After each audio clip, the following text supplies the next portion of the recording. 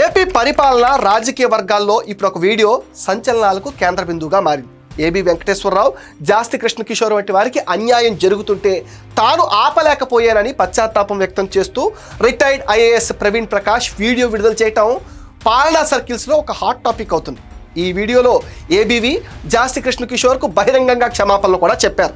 ఒక మాజీ ఐఏఎస్ అధికారి తాను తప్పు చేశానని బహిరంగ క్షమాపణ చెప్పటం దేశ చరిత్రలో ఇదే తొలిసారంటూ ఐఏఎస్ వర్గాల్లో విస్తృతంగా చర్చ జరుగుతుంది. రాజకీయ ఒత్తిళ్ల వల్ల మంచి పేరున్న అధికారులు జీవితాలు నాశనం అవుతున్నాయనే అభిప్రాయాన్ని వ్యక్తం చేస్తున్నాయి ఐఏఎస్ వర్గాలు. గత పాలకుల వైఖరి వల్ల ఇప్పటికే కొందరు అధికారులు జైలుకు వెళితే ఇంకొందరు బహిరంగంగా క్షమాపణలు చెప్పుకోవాల్సిన పరిస్థితి వచ్చిందని ఐఏఎస్ సర్కిల్స్లో గుసగుసలు కూడా గట్టిగా వినిపిస్తున్నాయి.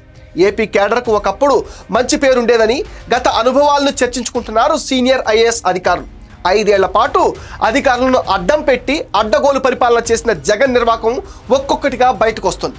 తన కక్ష సాధింపు వ్యవహారాలకు ఐఏఎస్, ఐపీఎస్ అధికారులను బలిపశువులు చేశారని రాజకీయ వర్గాల్లో చర్చ జోరుగా సాగుతుంది. ప్రవీణ్ ప్రకాష్ లాంటి అధికారులు ఇంకెంతమంది ఉన్నారన్న చర్చ కూడా ఒకవైపు సాగుతుంది.